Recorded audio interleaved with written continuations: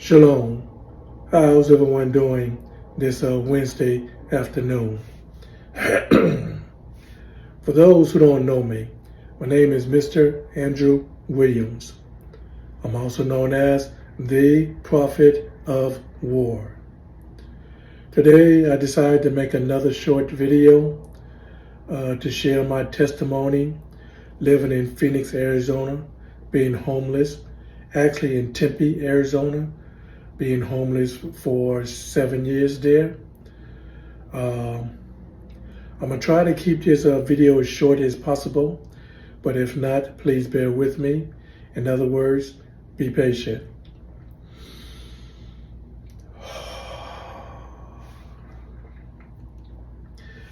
Today, testimony going to be about how the authorities, like Tempe Police Department, was following me around.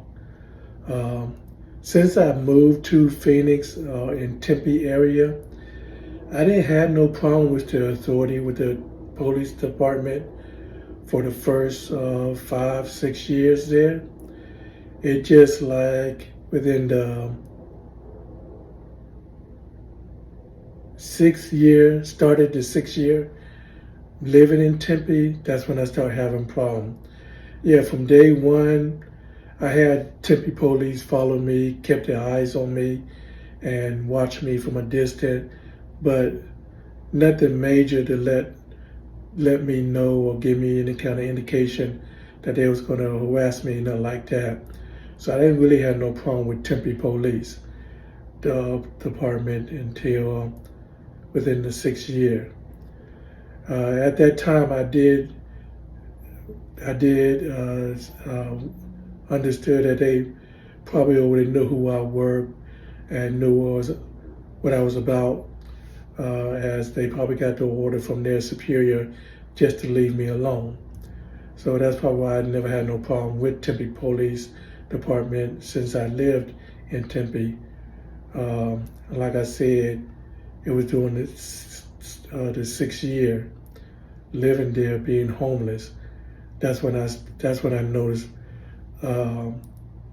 there was a change in their behavior or how they was tracking me. They made it more noticeable that they was following me, they was tracking me, stuff like that. Just by one way they let it be known that they wanted me to know that they was actually tracking me. It was just like every 10-15 minutes, I would see their car pass, going my direction to make a turn about a block away. And so they would do that. I wasn't sure, other than that they wanted me to know that they was tracking me. But other than that, I wasn't sure why they was doing that. It just gave me an indication that there was a change in their behavior while they was following me. For whatever reason, they just wanted me to know. But at that time, at that specific time, they didn't really bother me. So that went on for a good 3 to 6 months, that they wanted me to know that they wanted me to felt their presence for whatever reason. And then another time is when I was hanging out at, because I usually hang out at ASU, at one, I think it's called the Universal Arizona State University. I usually hang out there and just talk with some of the college students there. And then one time I was on the phone with one of my lady friends, 3 to 5 police officers, Tempe police officer, they did, out of the blue, they just approached me. And I told my lady friend, let me see what these guys want, but my exact words, I'm gonna call you right back, I'm gonna see what these punks want, what these punks actually want. If they're trying to set me up or try to harm me, you're not gonna hear back from me. But if you hear back from me, you know something went down. So she was kind of nervous, so I quickly got off the phone, then put my phone in my case that I keep on my side, and then, how can I help you, officers? And then they just tried. At first, one of them asked that we just want to make sure you was okay, and I say, yeah, I'm okay. What's going on?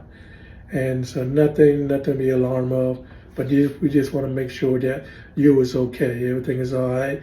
Anybody bothering you or anything like that. So we got in a conversation, it was kind of strange how they start the conversation. And then I looked at them and, I kind of played it off and just said, oh, I'm okay. Nothing's going on here. I'm not having no trouble with none of the college students. I'm not giving them any kind of trouble. You guys, basically anybody here, they know me, all this and that.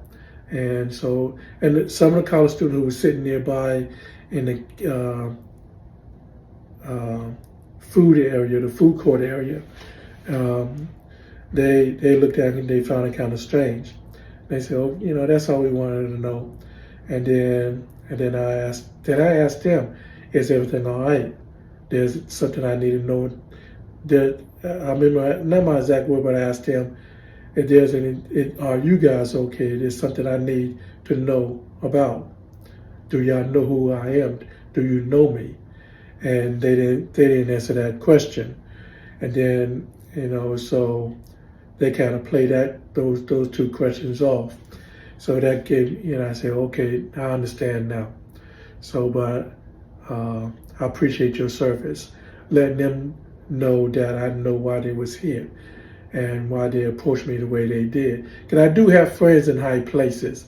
And some of my friends in high places who work in different agencies in the government, they will work for the police department undercover just to keep an eye on me to make sure I'm safe and secure.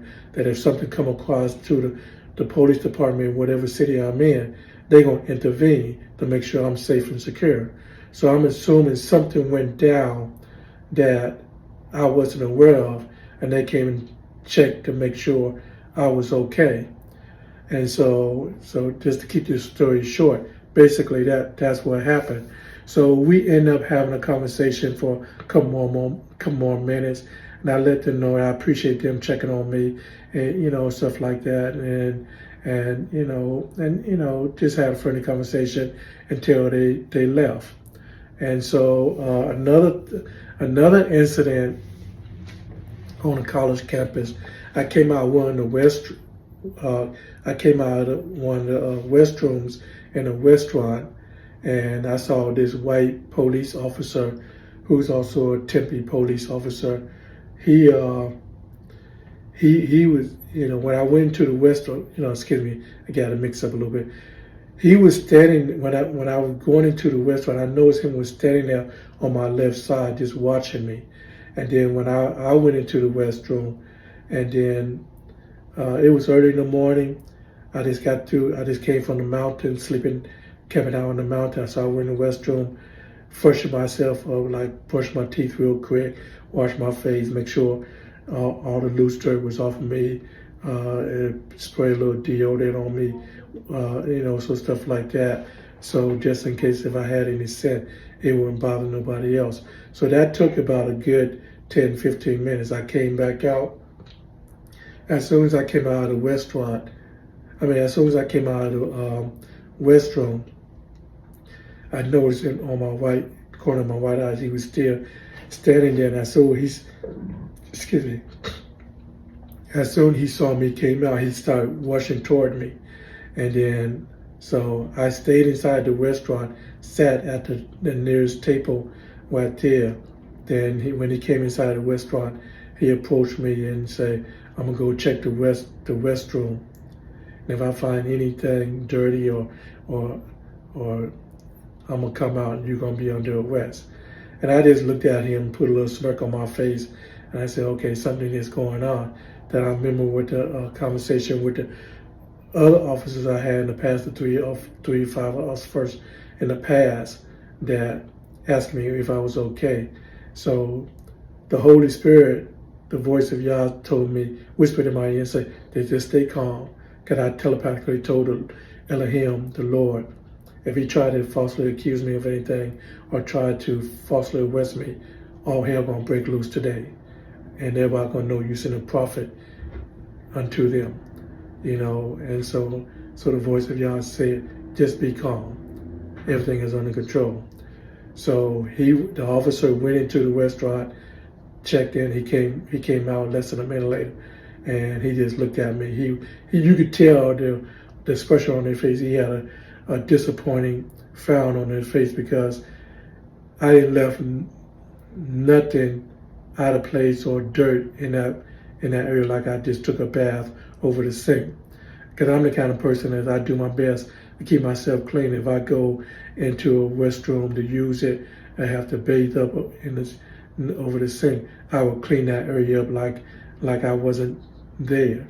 So he just looked at me, and without saying a word, he just left. And I just looked at him, and I said, okay, Lord, that's kind of strange. What's going on? Then